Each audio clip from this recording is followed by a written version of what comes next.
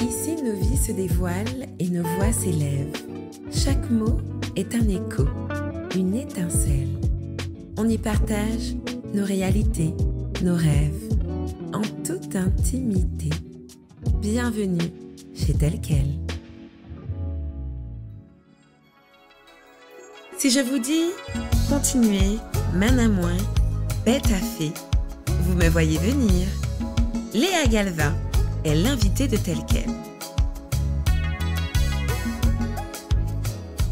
Bonsoir Léa Galva, bienvenue chez Tel Quel. Merci. Comment vas-tu? Bien, très très bien. Tu es bien installée, confortablement. Oui, un peu comme si j'étais à la maison. C'est le but. C'est bien. Et je crois savoir que être pieds nus ne te dérange pas trop. Ouais, je suis plutôt comtesse aux pieds nus. C'est comme ça que ma mère m'avait surnommée quand j'étais petite. Tout côté m'était arrivé sous les attelagés. Comtesse aux pieds nus, j'aime beaucoup le concept. Oui. Il y a un livre comme ça. Et un film. Et un avec film. Ava Gardner et Humphrey Bogart. Je vais regarder. En Je vais regarder ça. 1954. Ça m'avait beaucoup fait rire, en fait. Donc, j'ai cherché à voir ce film dont ma mère me parlait tout le temps en me disant « On la comtesse aux pieds nus ». Bon, voilà. Bon, je vais peut-être taper de temps en temps la comtesse aux pieds nus pendant Ouais, enfin, l'émission. comtesse en trop. Hein. Ouais. Alors Léa, on Ouais. n'a pas besoin de te présenter, mais on va le faire juste pour la forme. Femme aux multiples talents. Ouais, on Femme dit de ça. son île, martiniquaise, bien ancrée dans sa culture. Oui. Auteure, compositrice, interprète, animatrice télé, radio, Ouais. et j'en passe. Et je pense même que je peux rajouter danseuse professionnelle. C'est exact. Je peux? Oui, et diplômée d'un professorat de danse classique. Exactement, à l'Institut d'art chorégraphique. L'Institut d'art pédagogique et chorégraphique. ouais. Exactement, on va en reparler. Et d'ailleurs, on va mettre directement les pieds dans le plat.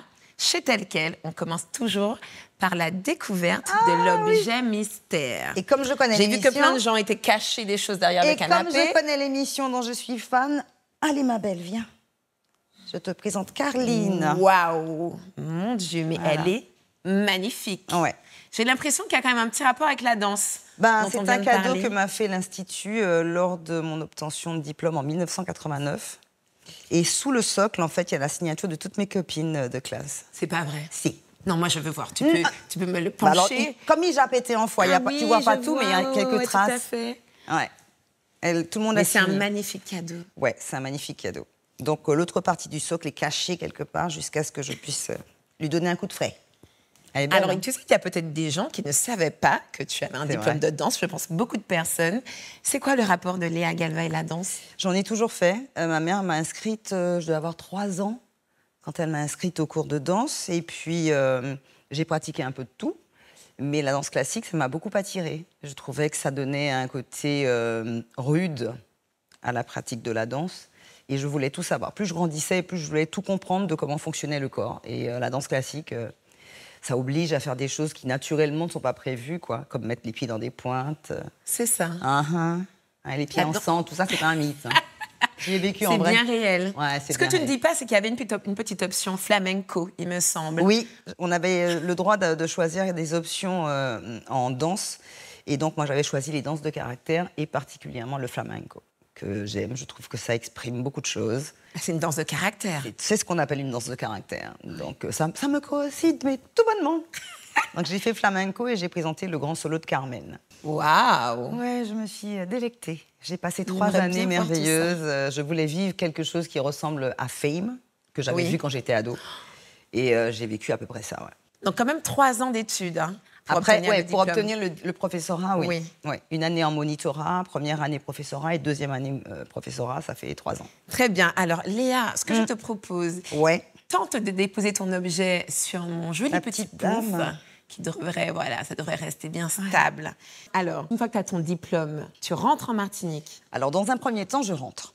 Je rentre parce que mon but n'était pas de rester en métropole, enfin en France hexagonale, c'était d'avoir mon professorat de danse classique et de venir contribuer à l'élargissement d'un apprentissage qui soit basé sur la danse classique, mais avec tout ce que j'avais appris autour aussi, comme les danses de caractère. Et puis, quand j'étais petite, j'ai quand même fait un peu de ballet, donc voilà. Et puis, finalement, mon dossier va être refusé en Martinique. Je suis assez frustrée parce que je me suis dit, j'ai fait tout ça pour ça. Donc, je repars. Finalement, je repars et je décroche plusieurs contrats tout de suite. Donc, finalement, je reste. finalement. Et comment tu arrives en Martinique? Parce que je veux t'amener, tu sais très bien, je veux t'amener à Couac, voyons. En fait, je suis donc repartie en 89 en Hexagone. Mon père décède, donc c'est assez violent. Je fais un aller-retour. Brutalement, oui. Je repars parce que j'avais des contrats. J'étais mannequin dans le prêt-à-porter. J'avais commencé à travailler en tant que danseuse. Enfin bon, il y avait Joël Ursule. Enfin voilà quoi, hein, par connexion, j'avais déjà commencé à travailler. Donc j'avais pas de projection en Martinique. Et puis il y a un gros chagrin d'amour où tu te sens pas fière. Donc je prends mon petit chien Dorimi sous le bras. Et je chante le refrain de Cali, Prends pas de Ové, Bocaï Maman. Donc, et c'est ce que tu fais. Et c'est ce que je fais. Je rentre. Un mois après, je reçois un appel de Ulysse Bricombert qui s'occupait d'un établissement où il y avait des formations professionnelles et qui me dit « Je sais que tu es rentrée en Martinique. Il n'y avait pas de réseaux sociaux à l'époque. Il n'y avait pas de portable. Donc, pour arriver à savoir que je suis arrivée, que ça allait quand même qu'il y ait... Le monde t'est capable. Voilà, c'est ça. Ça marche à tous les coups. Ça fonctionnait très, très bien. Et en fait, il m'appelle, il me dit « J'ai besoin d'une personne qui soit diplômée en danse classique. » Donc, je commence à bosser tout de suite. Courant mai-juin, Jean-Luc Gouanel m'appelle « Copine, et ça commence comme ça. Je sais que tu es rentrée, on a un groupe, le groupe du Morne. » Et comme celui-ci doit partir en tournage avec... Suzy très beau. Avec Malavoie pour Siméon. Donc, c'est toi qui vas la remplacer. J'ai fait, ça va pas bien. Moi, remplacer Suzy, c'est pas possible. Hein, parce que c'est l'accord parfait. Enfin, Suzy a une oreille parfaite, quoi. Donc, moi, je n'osais pas imaginer que je puisse remplacer Suzy. Mais au moins compenser pour des contrats qui avaient déjà été signés. Qui dit qui fête? À partir de la fête de la musique, on fait juin, tous les premiers contrats. Suzy rentre de voyage. Et donc, finalement, vous êtes deux, finalement.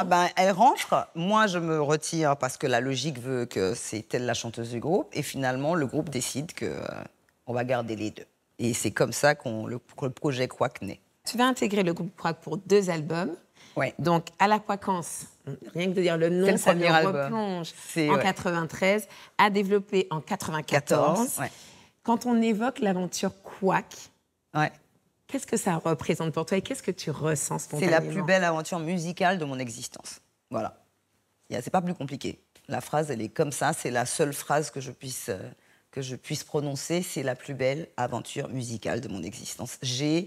Ça m'a permis de comprendre, par rapport à tout ce que j'avais envisagé quand j'étais plus jeune, de faire la star et tout ça, les premières expériences. Mais là, ça a consolidé une mécanique, une technique. Et puis la découverte aussi de la vraie notoriété. Parce que Couac, c'était une sacrée machine. Hein. Voilà, et c'est pas simple. On découvre ça. On découvre cette notoriété qui nous bouscule, quoi. C'est-à-dire que tout le monde veut tout savoir tout le temps de ce qu'on fait. Partout où tu vas, le regard est sur toi. Y compris quand tu quittes le groupe aussi, on t'affiche bien dans les médias, quoi. C'est ça. Ma réputation me précédait souvent et c'était... Ouais, j'ai appris. Et humainement parlant, la rencontre avec les autres musiciens, est-ce que vous gardez des relations? On était plusieurs déjà à se connaître depuis l'adolescence. Donc, si tu veux, que ce soit au lycée ou par rapport à un quartier, Suzy, c'était le même quartier, on habitait Clairières. Okay. Daniel, Jean-Luc et moi, Gilles Voyer, on était dans la même chorale au lycée Schellcher, enfin entre le lycée Belleville et le lycée technique. Donc on se voyait assez régulièrement. Donc en fait, c'est une aventure humaine, musicale, artistique, et qui a une suite jusqu'à aujourd'hui, parce que je ne sois plus ni dans Couac, ni dans Couac-ci, mes copines en particulier sont toujours mes copines. La team de copines. Ah oui, on est 3. Suzy, Daniel, Léa. Donc, et ça, c'est important. Ça, on l'a préservé, absolument. Nos enfants se connaissent. Wow. Ouais, ça, c'est chouette. Des amis qui deviennent la famille. Oui, Suzy et moi, on a un petit moment WhatsApp tous les matins. Il paraît. Oui. Il paraît. Oui, un moment de spiritualité. Un moment sacré. Oui. Très important pour commencer la journée. C'est tous les matins. On ne peut pas parler de Couac et de toute cette aventure, peut-être toute l'aventure même musicale, on va dire, sans que tu ne me fredonnes pas quelques petites notes. Je fais mon petit caprice. Mais voilà, comme ça. Est-ce que tu penses qu'un petit refrain ou le début de Bête-à-Fille? Le début de Bête-à-Fille. Une chanson écrite par Jannick Voyer. Ah, très bien. On habitait au même endroit, à la même résidence, et il m'observait tous les matins qui allait accompagner mon mari, qui partait travailler. Et un matin, il me fait « Voisine, manquait une chanson, Léo ?» C'est comme ça que ça a démarré, Oui. parce qu'il t'observait le matin? Oui, un jour, je rentre du boulot et il me dit « Montez, le piano est prêt ». Donc, je suis montée à son appartement et il a joué la mélodie « S'il faut parler des longs mots, ou que ça trouve plus douce qui moi ». Voilà, c'est Yannick Voyer. Bon, j'ai eu deux petites phrases. Ça me va, ça nous a replongé de tellement merveilleux souvenirs. Oui, vraiment, merci pour tout ça. Et à toute l'équipe, on leur fait un petit coucou, un petit bisou. Ah, mais je les aime. Ceux qui Puis ils le savent, de toute façon. Regardez. Donc, Léa, tu fais partie oui. des rares personnes, des élus, Il n'y a pas. qui ont eu droit à leur propre chanson de carnaval. Est-ce que tu me voyais venir? Oh, Léa, oui. mais jusqu'à maintenant, je sens le rythme de la chanson de carnaval. Oui, qu'est-ce qu'il fait? Léa Galva. C'est Léa Galva. Exactement. Je pense que tout le monde s'en souvient. Quand ça s'est passé, Léa, Ouais. quand cette chanson est sortie et que des milliers de personnes dans les rues de Fort-de-France chantent ça pendant 3-4 jours, comment tu as vécu ça? Tu étais où? Alors, comment tu as vécu c'est ça le truc, c'est que la vie, c'est vraiment une série de rendez-vous, parce que je ne suis pas en Martinique à ce moment-là. Je m'occupe d'une émission en télé qui s'appelle Touche à tout, et je pars juste avant le carnaval parce que j'étais nominée aux African Music Awards. Qui se faisait au Gabon. C'était pour le meilleur clip caraïbe féminin. C'était le clip de Betafé. Le fameux clip de la baignoire, où on se demande si elle est nue dans la baignoire. C'est ça, hein? Oui, Voilà, oui, voilà. tout à fait. Et donc, moi, je pars. Je vais à Paris et je rejoins des artistes qui étaient des habitués de ce rendez-vous-là en Afrique. Jacob, Tania, Ridi Boula, enfin, j'en passe et d'autres. Je suis parrainée, en fait, c'est ma première là-bas, donc c'est intéressant. Je passe un très joli séjour. Je reçois le trophée du meilleur clip caraïbe féminin, je suis toute fière. Et j'arrive à l'aéroport, retour à l'aéroport de Paris. Et avant de prendre l'avion qui me ramène en Martinique, j'appelle Gilles Voyer qui devait venir me chercher à l'aéroport. Quoi, les copains, toujours pareil. Et là, il me fait, avant de raccrocher, il faut que je te dise ce qui s'est passé en Martinique. Et là, il me raconte. Donc, je suis à l'aéroport, cabine téléphonique, il n'y a pas de portable. Allumez la clim. On est en 97, là. D'accord. Je fais « Ah, d'accord, ok ». Il m'a dit « Mais c'était bien, mais c'est juste le texte et puis il faut que tu sois préparé ». J'ai dit « Ok, j'ai 7 heures pour ça. » Donc je monte dans l'avion. Tout le monde ne parlait que de ça. Je monte dans l'avion et je m'assois à côté. Enfin, je suis assise à côté d'une dame qui est un peu plus âgée que moi. Et puis bon, forcément, hein, les heures qu'on a à passer dans l'avion, on parle. Et à un moment, je lui dis « Mais j'ai une question.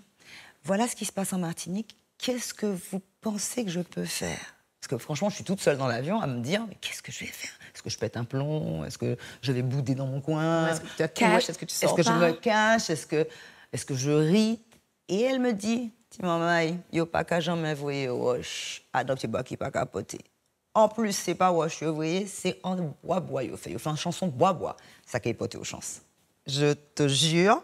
Enfin, désolée pour ceux qui ne supportent pas qu'on dise « je te jure », mais je suis assise à côté d'une dame qui me parle comme ça. Et je la regarde et je fais « OK ».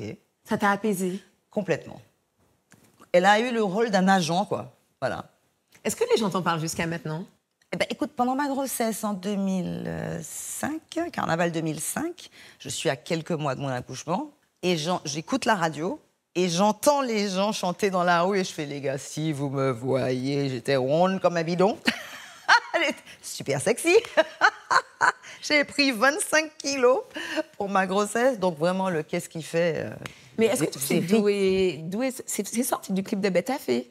Parce que c'est un peu Léa Galvan, le fantasme, en fait. C'est venu de la sortie de l'album en 96, où je suis accompagnée par l'équipe de Taxi Créole. À chaque fin de soirée, quand je finissais de jouer avec eux, il y avait des copains. Ah oui, c'est parti de là. C'est parti de là. Et ça a fait boule de neige, comme ça, comme on crée un tube. Tu les commences en fin de soirée, et puis quelques mois après, ça rentre dans le carnaval. La recette des tubes, c'est important. Oui, je confirme. Même en radio et en télé, ça marche encore comme ça. Donc voilà, c'est comme ça que c'est né. Mais je ne m'attendais pas à ce qu'au carnaval, ce soit aussi déployé. C'est le moins qu'on puisse dire. Léa, j'ai identifié 3 grandes passions chez toi. La danse, évidemment. Oui. La musique. Oui. Et le monde des médias. Oui.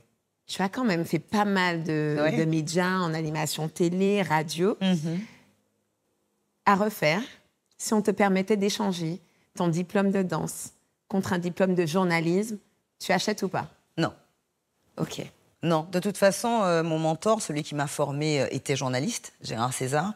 Et il m'avait dit, tu ne seras jamais journaliste, mais tu seras une très bonne animatrice.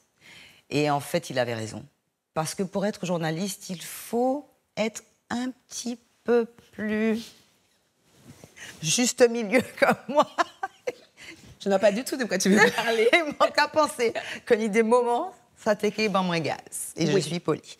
Donc voilà, ouais. L'animation me laissait une liberté, même s'il y a des garde-fous, bien évidemment, il y a un cahier des charges à respecter, on travaille toujours en collaboration avec son directeur d'antenne, donc que ce soit en radio ou en télé. Il y a une discipline très particulière, et je salue tous mes camarades journalistes, que ce soit en radio, télé, avec lesquels j'ai pu collaborer.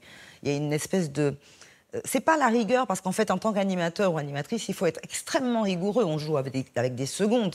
Mais non, je pense qu'à certains moments, je me serais laissée aller avec des invités. Très bien. Ouais, donc on s'arrête là. Nous clôturons le sujet. En 2015, tu prends la décision d'arrêter la musique. Ouais. Pourquoi? Mon fils.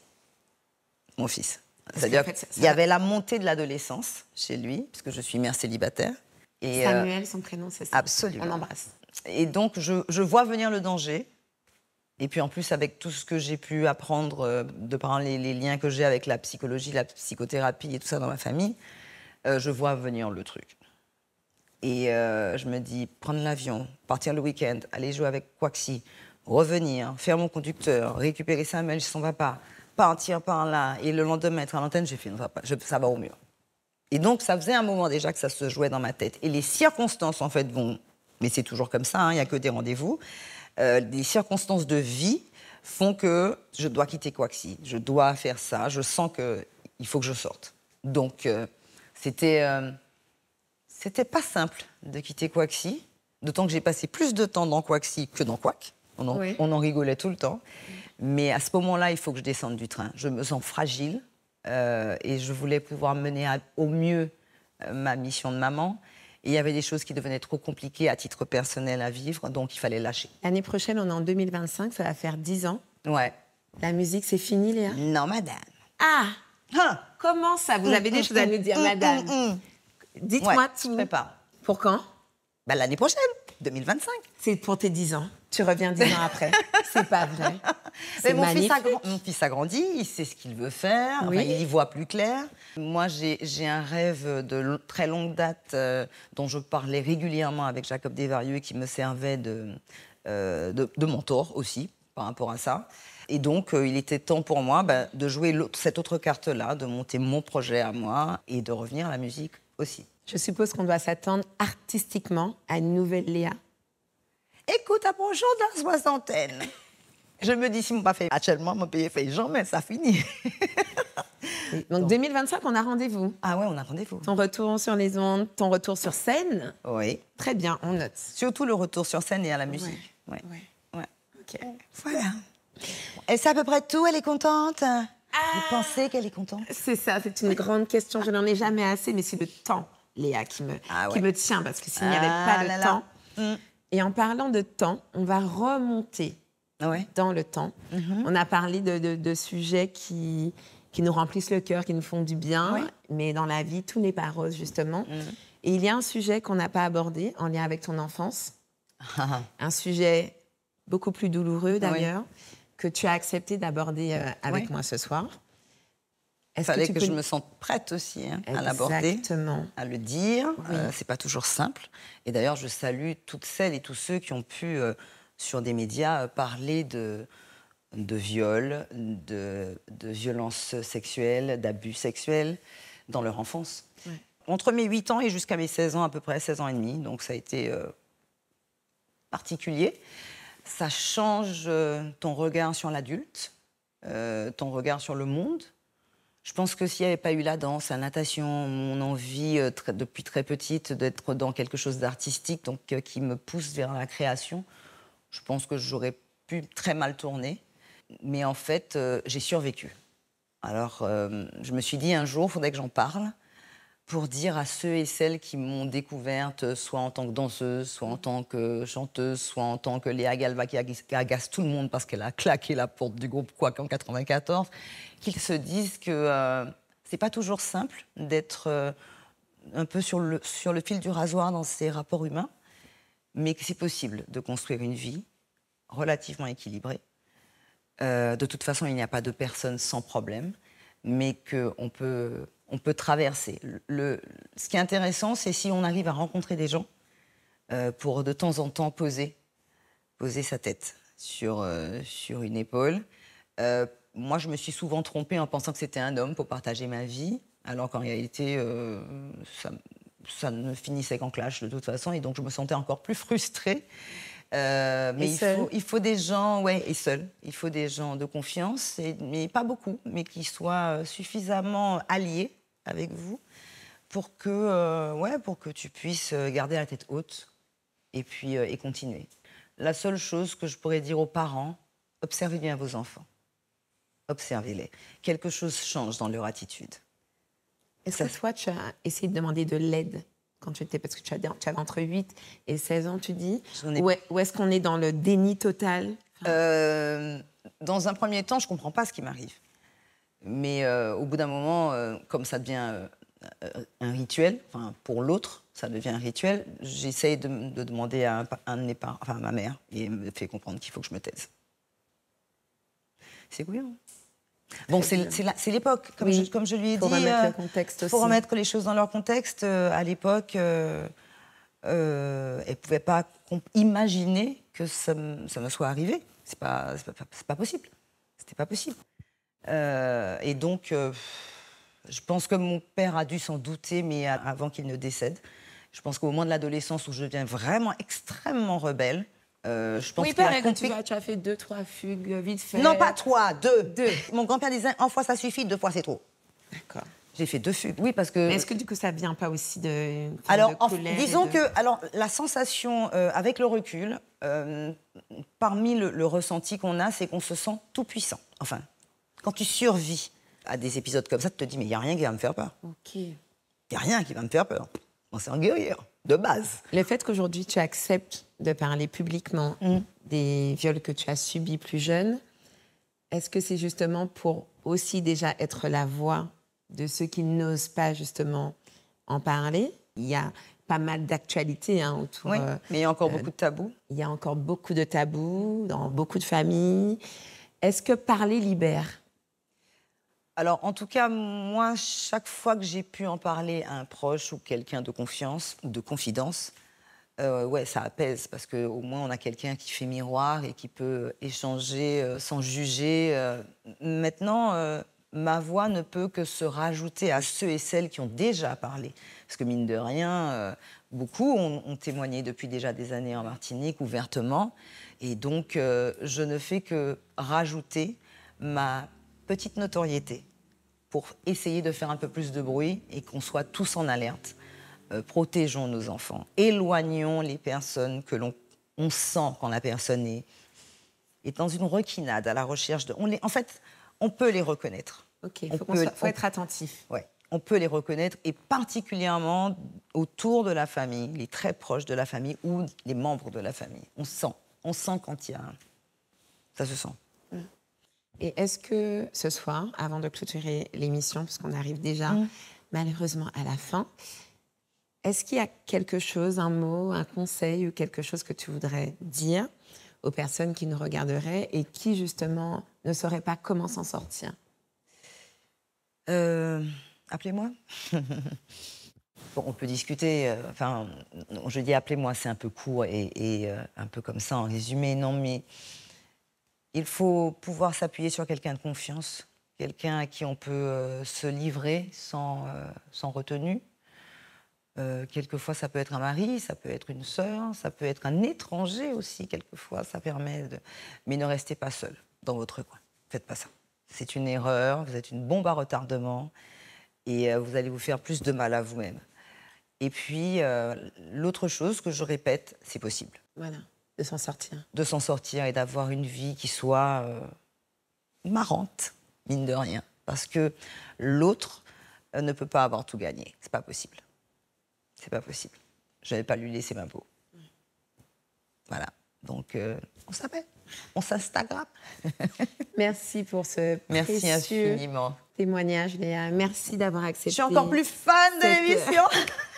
Et moi, je suis tellement contente d'avoir pu enfin te recevoir. On a noté l'année prochaine, 2025. On sera là pour ton grand retour musical. Merci.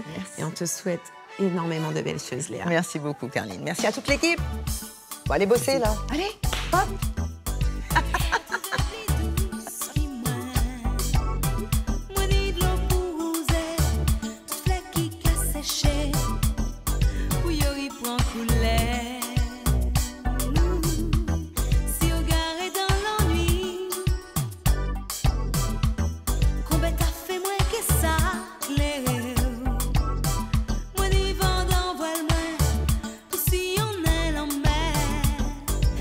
Somewhere